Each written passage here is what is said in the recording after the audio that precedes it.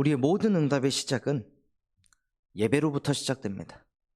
복음도 언제 누립니까? 예배를 통해서 복음을 누립니다. 복음을 언제 깨닫게 됩니까? 예배를 통해서 복음을 깨닫게 됩니다. 그래서 정말로 응답의 시작점인 예배가 회복되는 한 주가 되시기 바랍니다. 그 예배가 회복돼야 하나님의 말씀으로 받게 됩니다. 사람의 말로 들으면 그 말을 쉽게 읽습니다. 무시하기도 합니다. 타협하기도 합니다. 그런데 우리가 어떤 사람하고 약속을 했을 때 어떤 사람과의 약속의 무게가 무겁습니까?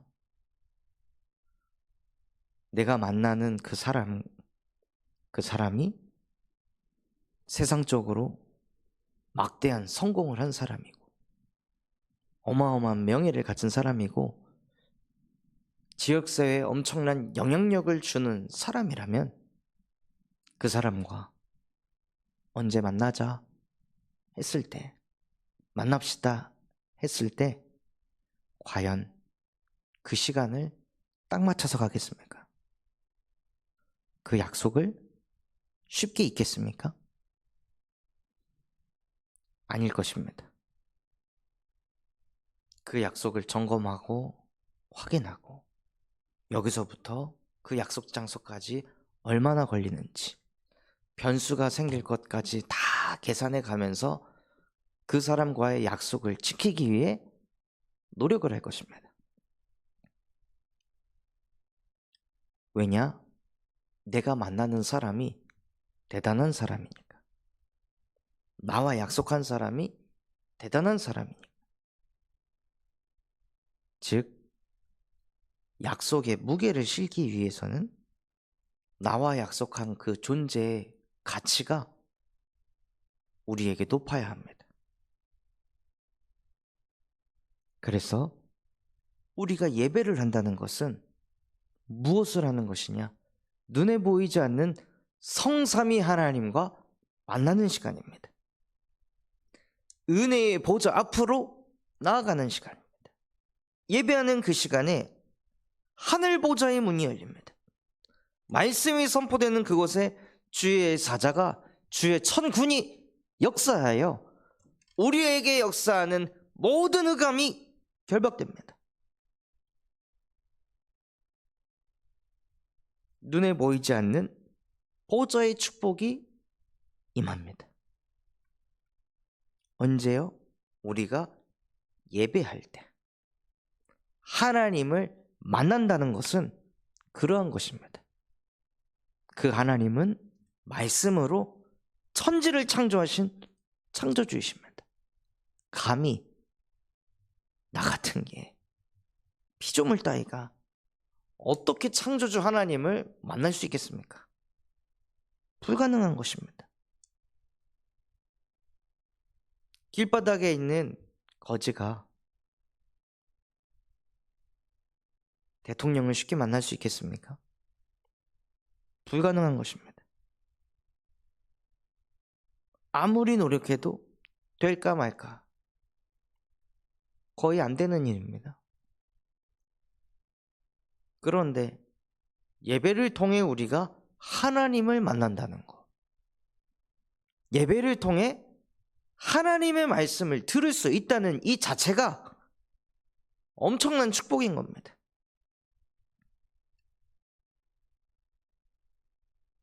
워렌 버핏이라는 사람하고 같이 밥을 먹으면서 대화를 하는 것도 억대의 돈이 들어간다 하더라고요. 그 30분, 1시간의 시간을 할애받는 것도. 하물며 말씀으로 천지를 창조하신 하나님을 만난다면, 그 시간을 갖는다면 그 시간이 우리에게 얼마나 행복하고 값지고 가치 있는 시간이겠습니까? 나에게 예배는 그렇습니까? 나에게 예배는 그런 가치가 있는 시간입니까? 그 사람에게 하나님께서 말씀을 주십니다. 그렇게 예배를 사모하고 예배를 기다리고 하나님 만나는 그 시간이 너무 소중한 그 사람에게 하나님의 말씀이 살아 역사합니다. 각인이 됩니다. 사무엘이 그러한 마음으로 하나님의 말씀을 받고 싶었습니다.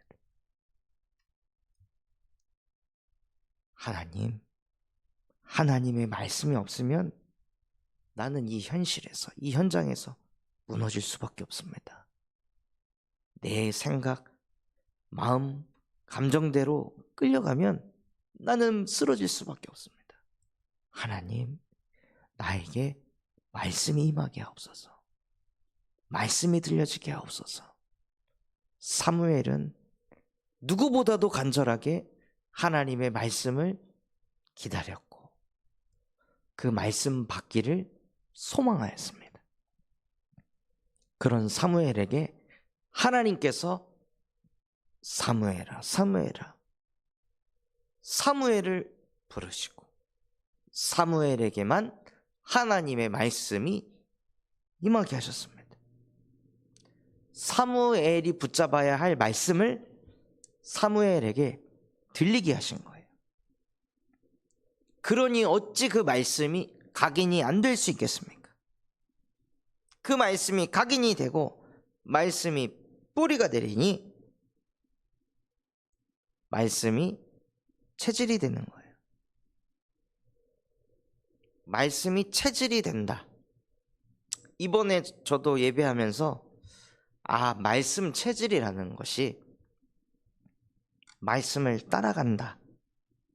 이전에 받아야 되는 체질이 있구나 라는 것을 깨닫게 하시더라고요. 그게 무엇일까요? 아브라함이 말씀을 따라갔잖아요. 그 전에 받는 체질이 있더라고요. 그것이 무엇일까요?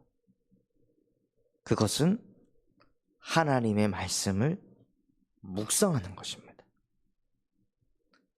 하나님의 말씀을 옮겨 적잖아요. 옮겨 적고 기도문으로 읽고. 근데 여기서 끝나는 게 아니라 이걸 가지고 계속 기도하고 묵상할 때 하나님의 말씀이 살아 역사합니다. 이 말씀을 계속 곱씹고 묵상하고 또 묵상하면 신기하게도 여호와의 말씀을 주야로 묵상하는 자는 복이 있도다. 하나님께서 주시는 축복이 따라옵니다. 그 축복이 무엇일까요? 제가 느끼기에는 말씀을 묵상하는 그 자체가 축복입니다. 자꾸 말씀이 생각나고 말씀을 묵상하고 받은 말씀을 이렇게도 묵상해보고 저렇게도 묵상해보고 이 현실과 이 말씀과 적용도 해보고 저 현실과 이 말씀을 적용해보고 말씀을 이렇게 적용해볼까? 저렇게 적용해볼까? 말씀을 가지고 그냥 노는 자체가 재밌는 거예요. 행복한 거예요. 그게 좋은 거예요. 그러니까 하는 거지. 그러니 24가 되는 거지. 축복받으려고 막 묵상하자. 응답 받으려고 막 묵상하자가 아닌 겁니다. 그냥 하나님의 말씀을 다시 읽어보면서 그렇구나. 하나님께서 이런 부분을 내게 말씀하려고 하시는구나. 다시 말씀을 읽어볼 때 또 다른 뭔가가 부딪힙니다. 이번에 그 사도행전 27장 24절 25절 말씀에 바울이 난파선의 문제를 만났을 때 현실을 붙잡지 않고 나는 내게 주신 말씀대로 되리라고 나는 믿노라라고 고백한 그게 제 가슴에 너무 부딪혔거든요. 그래서 무엇을 하냐? 그 말씀을 다시 펼쳐서 읽어보는 거예요. 그러는데 거기에서 주시는 또 다른 은혜가 있더라고요. 바울아, 두려워하지 말아라. 네가 가이사 앞에 서야 하리라. 또 내가 너와 함께 항해할 자를 너에게 줄 것이다.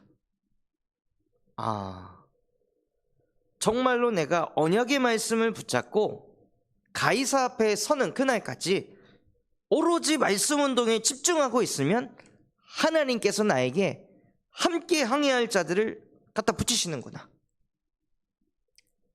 내가 막 제자를 세우려고 하는 것이 아니라 정말로 나의 중심이, 나의 가슴이, 나의 오직이 말씀 운동하는 것이라면, 세계복음하는 것이라면, 현장의 다락방 100군데를 일으키는 것이라면 하나님께서 나와 함께할 자들을 갖다 붙이시는구나.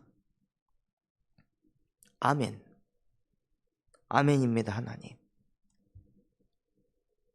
그러니 더욱더 말씀 운동을 현장 곳곳에 일으키는 유일한 교회의 응답을 내가 먼저 받게 하옵소서. 내가 먼저 누리게 하여 주시옵소서. 하고 또 다른 기도 제목이 생기고 또 다른 은혜가 생기는 거예요. 말씀을 묵상하니까 하나님의 말씀이 신기하게도 살아 역사하게 하십니다.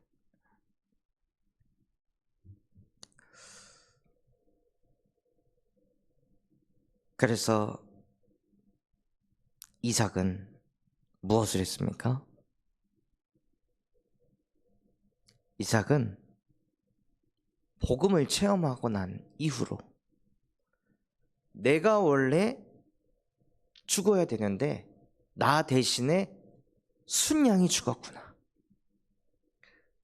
올라올 때 분명히 없었는데 하나님께서는 나를 살리기 위해서 없던 순양을 만드셔서 나 대신에 제물이 되게 하셨구나. 나는 그렇게 구원받은 사람이구나. 내가 의로워서 대단해서가 아니라 말씀을 따라간 것도 아니고 순종해서도 아니고 나 대신에 하나님이 순양 대신 그리스도를 통하여 나를 구원하셨구나. 그것을 매일 들에 나가서 묵상할 때 이삭은 얼마나 많은 은혜를 받았을까요? 얼마나 하나님께 감사했을까요? 내 생명 아니다. 그래, 내 생명 아니기에 이거 내 재산 아니다. 이거 내 자녀 아니다. 이거 내가 이룬 거 아니다. 이거 다 하나님 거다. 들에 나가서 계속 순양 되신 그리스도의 복음을 묵상하는데 그 묵상의 능력이 이삭 속에 임하니까 어떻게 되었습니까? 우물을 파서 우물이 나왔는데 그것을 다른 사람이 그거 내 거야 했을 때 줄 수 있는 능력이 생기는 거예요. 왜냐? 내 거 아니니까. 이 땅도 하나님이 말씀 주셔서 말씀 받아서 아버지가 가나안 땅으로 들어온 거고 나도 그 아버지 아들로 하나님의 은혜로 태어난 거고 그래서 이 땅에서 얻은 것은 내 것이 아닌 하나님의 것. 저 사람이 달라고 하는 게 아니라 하나님이 나눠주라고 하시는 거다.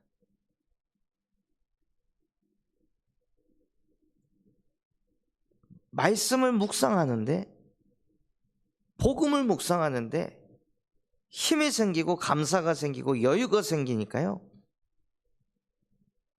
줄 수 있는 거예요. 그리고 또다시 우물을 받습니다. 그런데 또 달라고 하니까 또 줍니다. 그때 사람들은 봅니다. 다르구나. 뭔가가 있구나. 뭔가가 다르구나. 그거를 봅니다.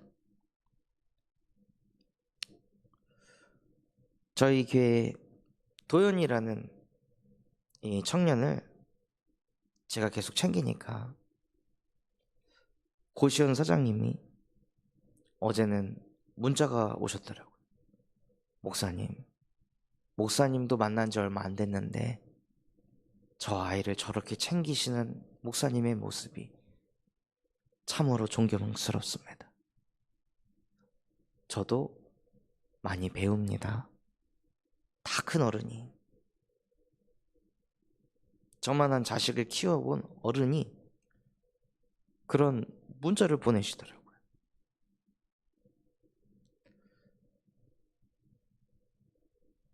우리가 정말 복음을 가졌고 묵상을 통해서 실제 능력이 생기면은요, 불신자는 흉내낼 수 없는 일을 하게 합니다.